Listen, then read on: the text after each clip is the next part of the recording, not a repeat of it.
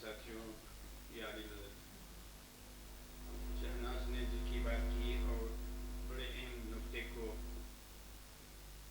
پیش نظر رکھا اور اس پر بڑی عمدگی سے روشنی ڈالی گئی. یقیناً یہ سبجیکٹ بہت ہی اہمیت رکھتا ہے، اس لیے کہ علم کی بنیاد یہیں سے شروع ہو جاتی ہے، جس سے اس ارشاد خداوندی سے یعنی حدیث قدسی سے ظاہر ہے. دوستان عزیز، اس بات کو اچھی طرح سے ذہن نشین کر لینے کی سخت ضرورت ہے کہ خدا جو کچھ فرماتا ہے یا اس نے جو کچھ فرمایا ہے اس میں تجدد ہے.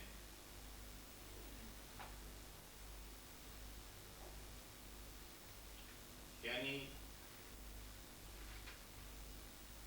خدا نے جس طرح سے عقل کو پیدا کیا اور جیسا ارشاد فرمایا عقل کے بارے میں، تو یہ ایک دفعہ کی بات نہیں ہے.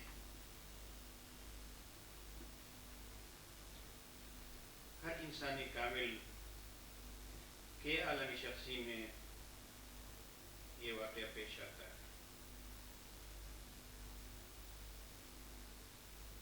جیسے اس حدیث کے ظاہر سے بھی پتہ چلتا ہے کہ خدا نے فرمایا کہ میں تجھ کو ایسے شخص میں مکمل کروں گا کہ جس کو میں محبوب رکھتا ہوں. تو یہ اس عقل کی تکمیل کے بعد کی بات ہے. یعنی آئندہ بھی اور ہمیشہ جس طرح اب میں نے کیا کہ تجھ کو ایک محبوب شخص میں مکمل کیا، تو آئندہ بھی اسی طرح ایک محبوب شخص میں تجھ کو مکمل کروں گا. اور یہ فعل خداوندی ہمیشہ ہوتا رہے گا، اس کا یہ اشارہ ہے.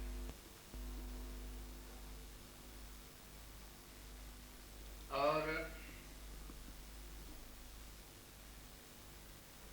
خدا کا یہ فرمانا کہ اے عقل میں تجھ کو ایسے شخص میں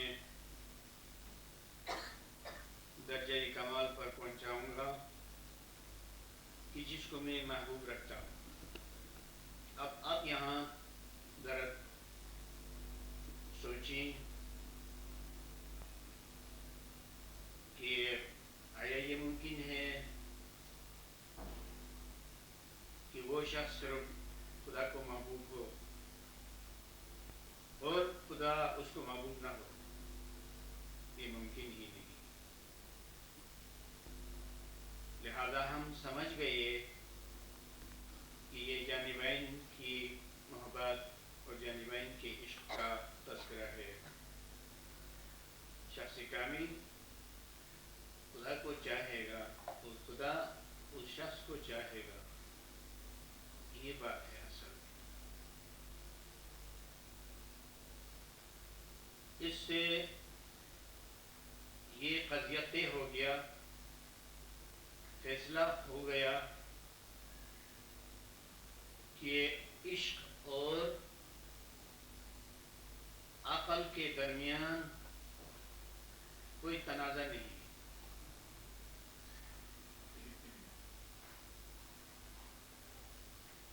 حالانکہ ظاہر میں دیکھا جائے تو بہت سے لوگوں نے یا تو عقل کو آگے بڑھانے کے لیے عشق کی تذلیل کی ہے،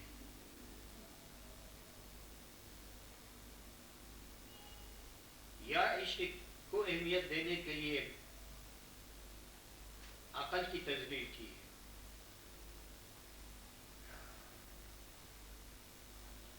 حالانکہ یہ بات نہیں ہے.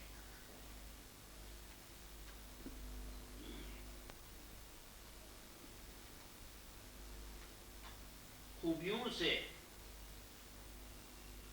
میں سے اوصاف میں سے کوئی خوبی یا کوئی وصف کس طرح مکمل ہو سکتا ہے جبکہ اس میں تمام خوبیوں کا جوہر موجود ہے؟ تو عقل کامل یا عقل فاعل جس کا نام ہے اس میں یقیناً عشق حقیقی بھی ہے، عشق خداوندی بھی ہے.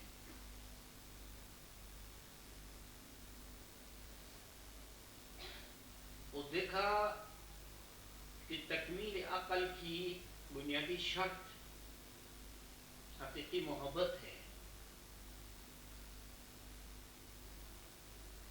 اسی لیے دین میں اہل بیت کی محبت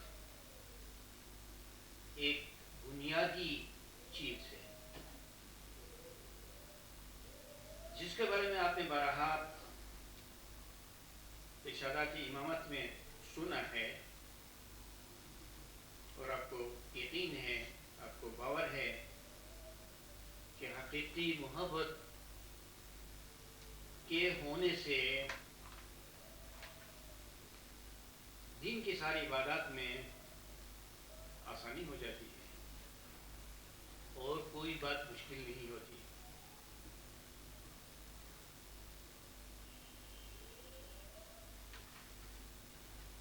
جس طرح شہناز نے فرمایا کہ اہل ظاہر اس واقعے کو یعنی تخلیق عقل کے اس واقعے کو عالم شخصی سے باہر قرار دیتے ہیں. یہ بات نہیں ہے. آفرینش کی کوئی ابتدا نہیں، کوئی انتہا نہیں. یہ تو ایک دائمی عمل ہے جیسا کہ امام کا فرمان. جب دائمی عمل ہے تو پھر تخلیق عقل کا واقعہ کوئی ایک دفعہ کی بات نہیں ہے، یہ تو ہمیشہ کی چیز ہے. لیکن لوگوں کو اس کا سمجھنا بہت ہی دشوار، بہت ہی مشکل ہے. عزیزان من، یقیناً اس حدیث قدسی پر بار بار بحث ہونی چاہیے، اس کی خوب وضاحت ہونی چاہیے، کیونکہ یہ حدیث بہت ہی بڑی اہمیت کی حامل ہے. اور ہمیشہ کے لیے آپ یہ نقطہ یاد رکھیے گا کہ بنیادی حقیقتیں بڑی اہم ہوا کرتی ہیں، اس لیے کہ تصور کی بنیاد وہیں سے پڑتی ہے اور علم کا راستہ وہیں سے شروع ہو جاتا ہے. اگر ایسے تصورات صحیح ہیں، کسی کے درست ہیں، تو وہ بے آسانی علم کے مراحل میں آگے سے آگے جاتا ہے. اور جن لوگوں کی یہ بنیادیں غلط پڑتی ہیں تو پھر آگے کہیں بھی ان کو حقیقت نہیں ملتی. اسی لیے کہا گیا کہ خشت اول چون نهاد معرکج سریا می روایت دیوار کر. تعمیر کرنے والا شخص معمار جس کو کہا جاتا ہے، کسی عمارت کی بنیاد جب ٹیڑھی رکھتا ہے تو آگے چل کر اس کو سیدھی نہیں کر سکتا ہے. تو یہ دیوار اگر آسمان تک بلند کی جائے تو یہ بلندی اور جس قدر بھی بلند ہو جائے اس قدر یہ ٹیڑھی جائے گی اور اس کے قائم رہنے کی کوئی امید نہیں ہے.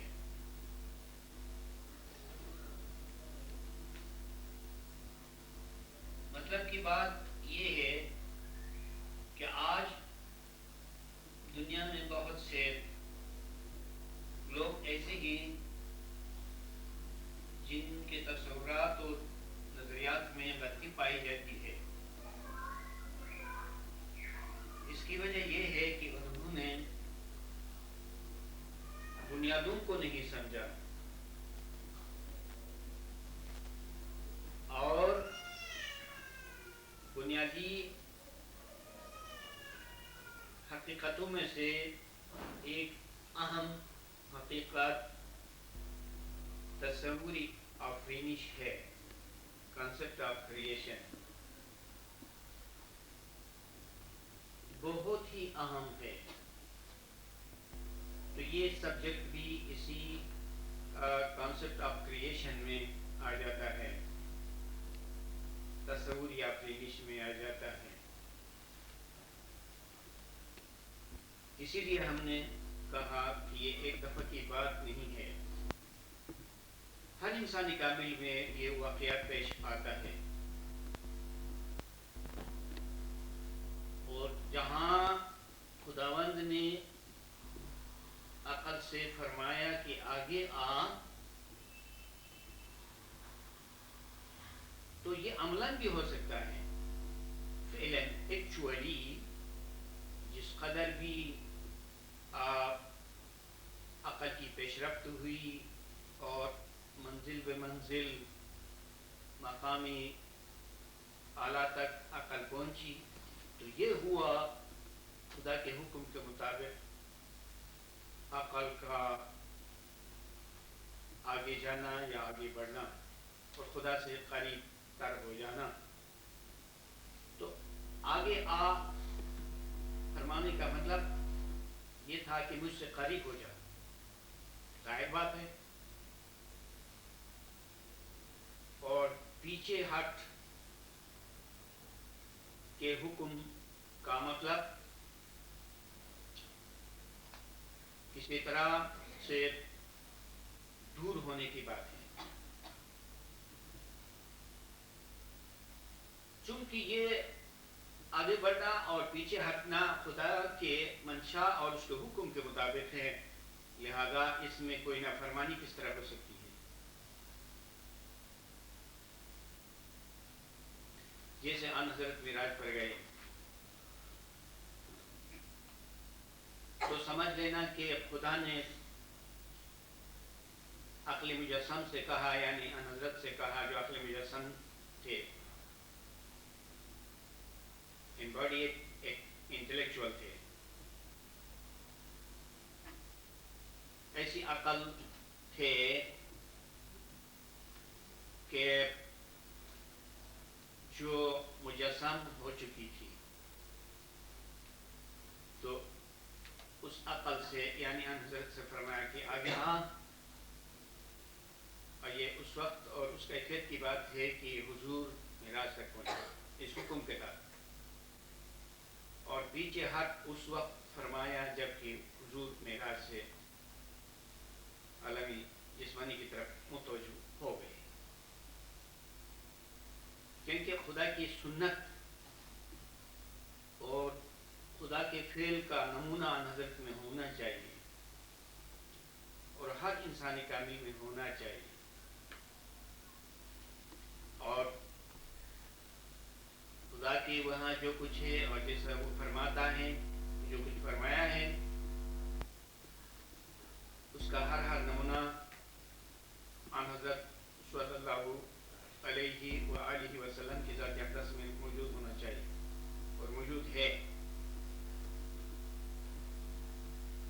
ہمیں یہ بھولنا نہیں چاہیے. ہمیں کسی حقیقت کو عملاً سمجھنا چاہیے.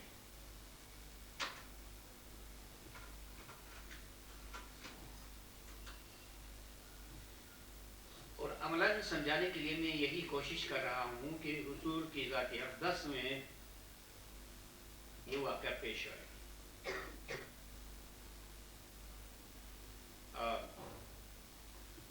کہ حضور سے فرمایا بمرتبہ عقل کہ آ گیا تو حضور انتہائی قرب کو گئے. اور جیسے معراج کے قصے میں ہے کہ حضرت خدا کے انتہائی قریب ہو گئے، یہاں تک کہ 2 کمانوں کی مسافت لے گئی یا اس سے بھی کم مسافت تھی. مانی ہے اس کا. اور جو فرمایا کہ پیچھے ہٹ، دیکھا آپ نے کہ خدا کا حکم ہے، آزمائش کے لیے ہے، امتحان کے لیے ہے، تو پھر خدا کے حکم کی تعمیل ثواب اور حکمت کے بغیر نہیں ہے. تو عقل پیچھے ہٹ گئی، یعنی آن حضرت معراج سے دنیا میں آ گئی. لیکن معراج کی دولت کو اپنے ساتھ لے کے دنیا میں معراج کے خزانوں کو لے کے آئے. جس طرح حضرت نوح علیہ السلام کی مثال میں یہ فرمایا گیا کہ طوفان کے بعد بہت ساری برکتوں کے ساتھ آپ نیچے اتر. طوفان کے 2 پہلو ہیں، ایک جسمانی اور مادی پہلو ہے، ایک روحانی پہلو ہے. یعنی ایک طوفان جسمانی تھا اور دوسرا طوفان روحانی تھا. تو جسمانی طوفان محض ایک مثال ہے، ایک پردہ ہے اس روحانی طوفان پر. تو اگر اس مقام پر صرف اور صرف جسمانی طوفان کو لیتے ہیں تو اس سے کیا برکتیں لے کے حضرت نوح دنیا میں تشریف لائے؟ کیا اس طوفان سے کوئی آبپاشی کا فائدہ تھا سوائے مشقت اور تکلیف کے؟ اور کیا ہو سکتا؟ لیکن نہیں.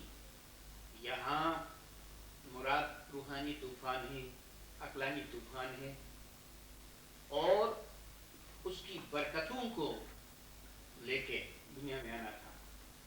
چنانچہ اس مثال کے مطابق ہم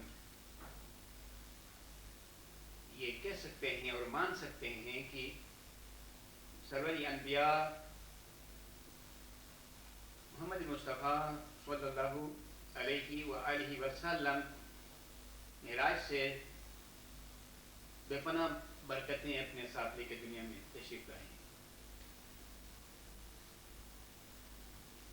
خدا کے حکم میں بہت ساری برکتیں ہوتی ہیں. تو پھر اسی کے ساتھ ساتھ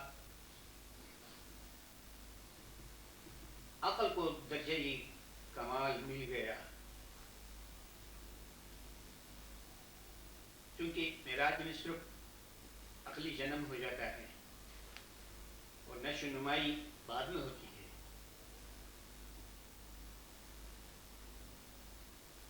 اور معراج کے بعد عقلی زندگی کا آغاز ہوتا ہے. اور یہی وجہ ہے کہ خدا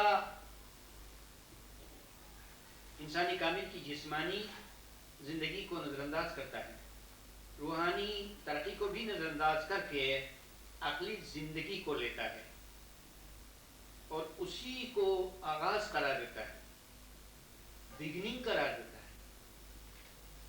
وہ یہ جو فرماتا ہے کہ سب سے پہلے عقل پیدا کی گئی، سب سے پہلے اس معنی میں کہ جسمانی زندگی نظر انداز کی گئی اور روحانی ترقی، عقل کی بلندی کی وجہ سے روحانی ترقی کو بھی کل عدم قرار دیا گیا. اور اب چونکہ حقیقی جنم، نورانی جنم، عقلی جنم معراج نہیں ہوتا ہے، اور اسی بنا پر فرمایا گیا کہ سب سے پہلے عقل پیدا کی گئی. دیکھا آپ نے کہ ہے تو درمیان کی چیز، لیکن اس عقل کی اہمیت کی وجہ سے آپ اس کو اولیت حاصل ہو جاتی ہے اور وہ پہلے قرار پاتی ہے. پھر اس کے بعد ایک عقلی زندگی شروع ہو جاتی ہے اور خدا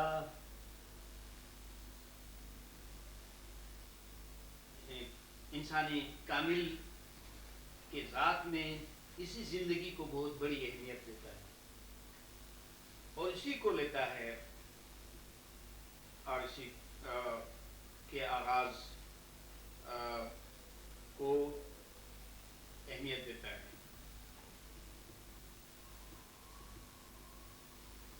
آپ نے دیکھا کتنے نقطے ہیں جو انٹچڈ ہیں. آپ نے دیکھا عقل کے بارے میں کتنی باریک باتیں ہیں، کتنی گہری حقیقتیں ہیں، کتنی مفید باتیں. کہ جب تک انسان ان حقیقتوں کو نہیں سمجھتا ہے تو سمجھ لیجئے کہ وہ خسارے میں ہے، کیونکہ یہ دولت بہت ہی بڑی ہے، عظیم ہے اور یہ نعمت خصوصی ہے. عقل کے بارے میں جاننا بہت ضروری ہے. دنیا میں کوئی انسان کسی کام میں لگا ہوا ہے، کوئی کورس کر رہا ہے، کوئی ٹریننگ، کوئی ہنر سیکھ رہا ہے، تو اس کی تھیوری بہت ضروری ہوتی ہے. تبھی تو پریکٹیکل میں آسانیاں پیدا ہو جاتی ہیں. اگر تھیوری غلط ہے تو پریکٹیکل کس طرح درست ہو سکتا ہے؟ لہذا آپ کو چونکہ علم سے دلچسپی ہے، آپ کو چونکہ معرفت سے لگاؤ ہے، آپ چونکہ اپنی ذات کو پہچاننا چاہتے ہیں اور امام کو پہچاننا چاہتے ہیں، اس لیے یہ باتیں بہت بڑی اہمیت کی حامل ہیں. اور کتنی صاف اور ستھری بات ہے کہ تنہا عقل نہیں، عشق بھی ہے، یعنی خدا کا عشق، جس سے امام کا عشق مراد ہے. کیونکہ خدا کی تعویل امام ہی ہے. خدا کے بارے میں جو کچھ کہا گیا ہے وہ امام کے بارے میں ہے. تو کتنی مفید بات ہوئی اس ڈسکس میں کہ آپ کو توجہ دلائی گئی کہ تجددی امثال آپ نے بھولے کہ ہر بات ریپیٹ ہو جاتی ہے. بظاہر یوں لگتا ہے کہ یہ ایک دفعہ کی بات ہے، لیکن در حقیقت وہ ایک دفعہ کی بات ہے نہیں، تو ہمیشہ کی بات ہے، وہ ریپیٹڈ ہے.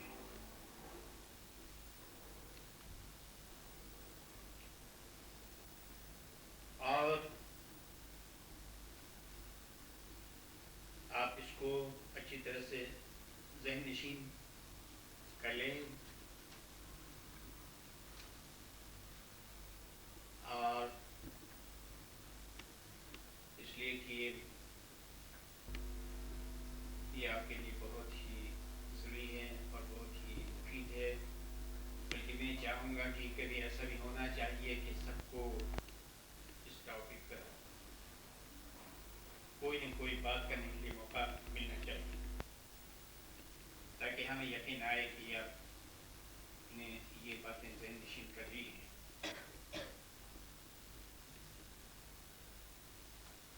انسان کامل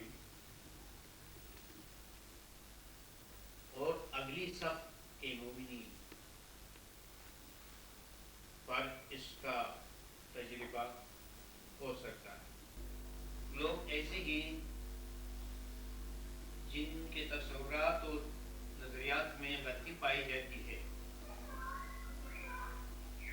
اس کی وجہ یہ ہے کہ انہوں نے بنیادوں کو نہیں سمجھا اور بنیادی حقیقتوں میں سے ایک اہم حقیقت تصوری آفرینش ہے، کانسیپٹ آف کریشن، بہت ہی اہم ہے۔ تو یہ سبجیکٹ بھی اسی کانسیپٹ آف کریشن میں آ جاتا ہے، تصوری آفرینش میں آ جاتا ہے۔ اسی لیے ہم نے کہا کہ یہ ایک دفعہ کی بات نہیں ہے، ہر انسانی کامل میں یہ واقعات پیش آتا ہے، اور جہاں خداوند نے عقل سے فرمایا کہ آگے آ، تو یہ عملاً بھی ہو سکتا ہے، فعلاً ایکچولی جس قدر بھی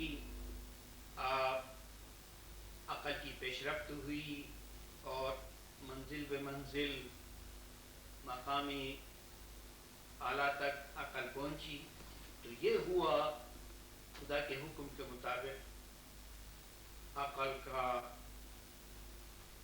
آگے جانا یا آگے بڑھنا اور خدا سے قریب تر ہو جانا۔ تو آگے آ فرمانے کا مطلب یہ تھا کہ مجھ سے قریب ہو جا، ظاہر بات ہے، اور پیچھے ہٹ کے حکم کا مطلب کسی طرح سے دور ہونے کی بات ہے،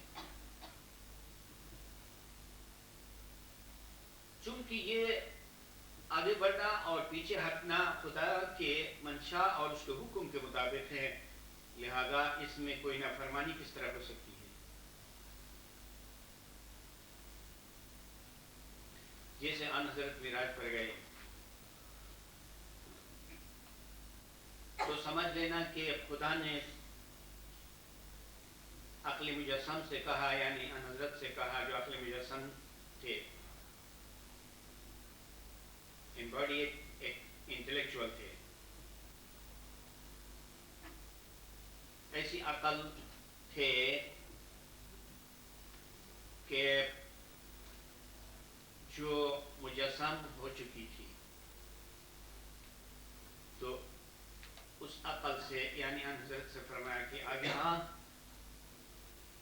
اور یہ اس وقت اور اس کیفیت کی بات ہے کہ حضور معراج تک پہنچا اس حکم کے تحت، اور پیچھے ہٹ اس وقت فرمایا جب کہ حضور معراج سے عالمی جسمانی کی طرف متوجہ ہو گئے، کیونکہ خدا کی سنت اور خدا کے فعل کا نمونہ حضرت میں ہونا چاہیے اور ہر انسانی کامل میں ہونا چاہیے، اور خدا کی وہاں جو کچھ ہے اور جیسا وہ فرماتا ہے، جو کچھ فرمایا ہے،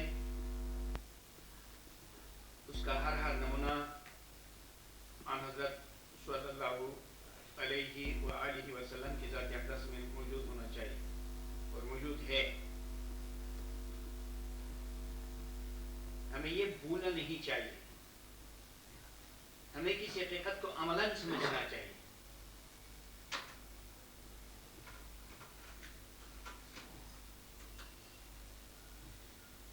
اور عملاً سمجھانے کے لیے میں یہی کوشش کر رہا ہوں کہ حضور کی ذات اقدس میں یہ واقعہ پیش آئے۔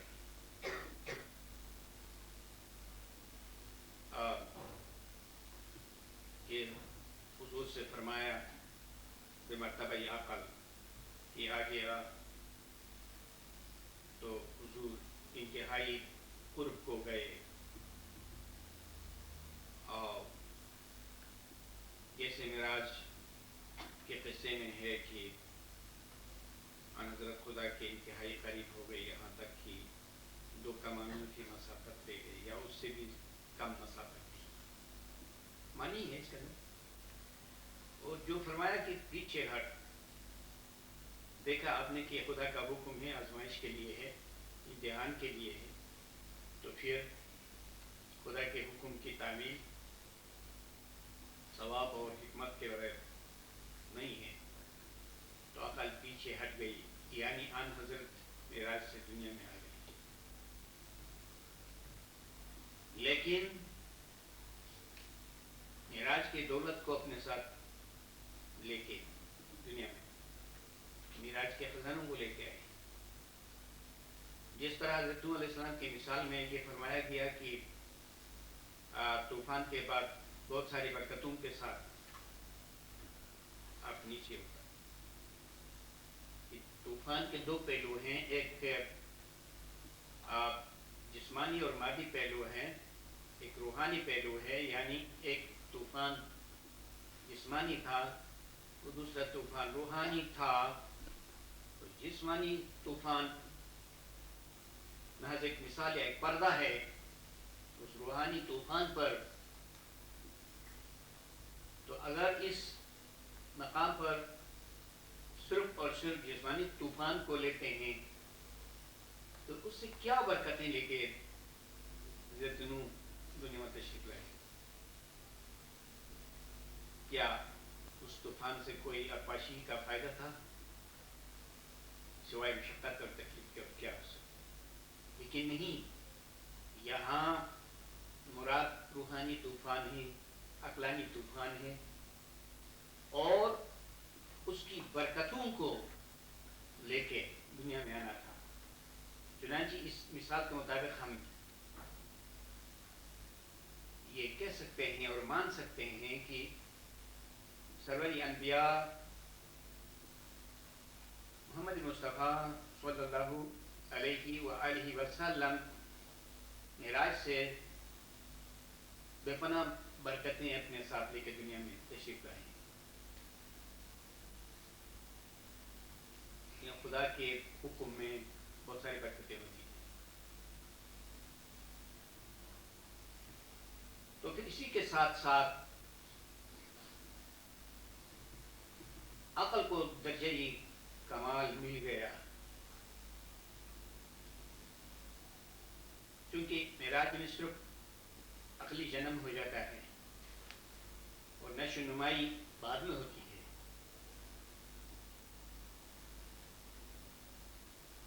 اور معراج کے بعد عقلی زندگی کا آغاز ہوتا ہے، اور یہی وجہ ہے کہ خدا انسانی کامل کی جسمانی زندگی کو نظر انداز کرتا ہے، روحانی ترقی کو بھی نظر انداز کر کے عقلی زندگی کو لیتا ہے اور اسی کو آغاز قرار دیتا ہے، بگننگ قرار دیتا ہے۔ وہ یہ جو فرماتا ہے کہ سب سے پہلے عقل پیدا کی گئی، سب سے پہلے اس معنی میں کہ جسمانی زندگی نظر انداز کی گئی اور روحانی ترقی، عقل کی بلندی کی وجہ سے روحانی ترقی کو بھی کل عدم قرار دیا گیا۔ اور اب چونکہ حقیقی جنم، نورانی جنم، عقلی جنم معراج نہیں ہوتا ہے، اور اسی بنا پر فرمایا گیا کہ سب سے پہلے عقل پیدا کی گئی۔ دیکھا آپ نے کہ ہے تو درمیان کی چیز، لیکن اس عقل کی اہمیت کی وجہ سے اس کو اولیت حاصل ہو جاتی ہے اور وہ پہلے قرار پاتی ہے۔ پھر اس کے بعد ایک عقلی زندگی شروع ہو جاتی ہے، اور خدا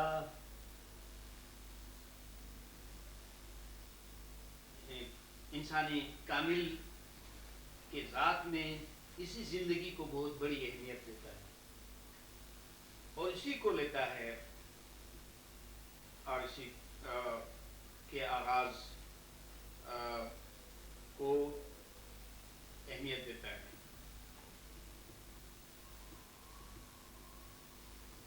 آپ نے دیکھا کتنے نقطے ہیں جو انٹچڈ ہیں،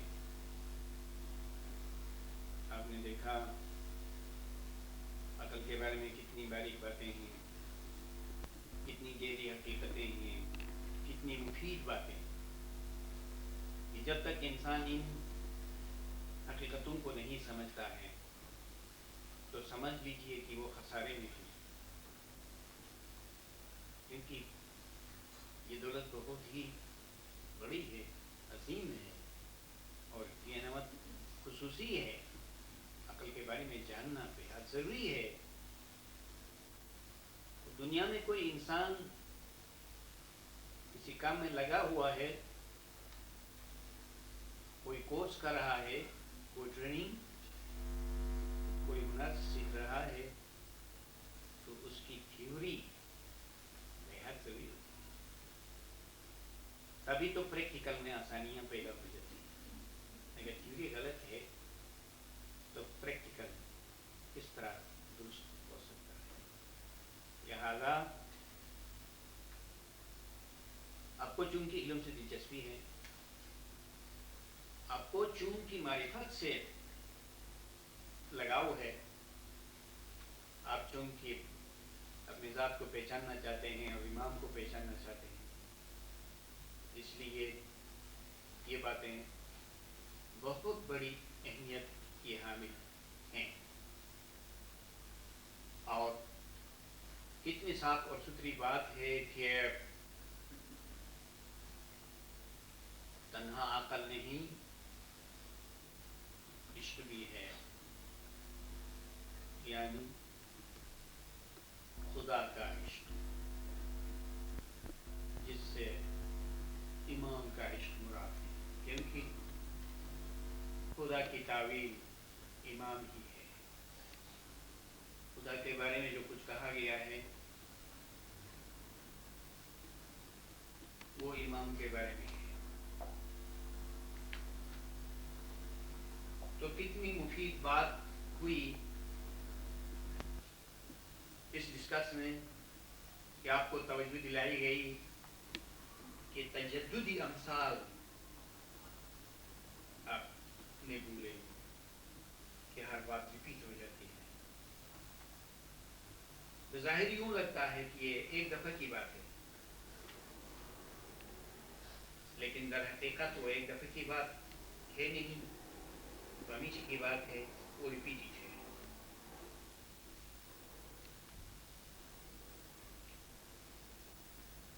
اور آپ اس کو اچھی طرح سے ذہن نشین کر لیں، اور اس لیے کہ یہ آپ کے لیے بہت ہی ضروری ہے اور بہت ہی مفید ہے۔ بلکہ میں چاہوں گا کہ کبھی ایسا بھی ہونا چاہیے کہ سب کو اس ٹاپک پر کوئی نہ کوئی بات کرنے کے لیے موقع ملنا چاہیے، تاکہ ہمیں یقین آئے کہ آپ نے یہ باتیں ذہن نشین کر لی ہیں۔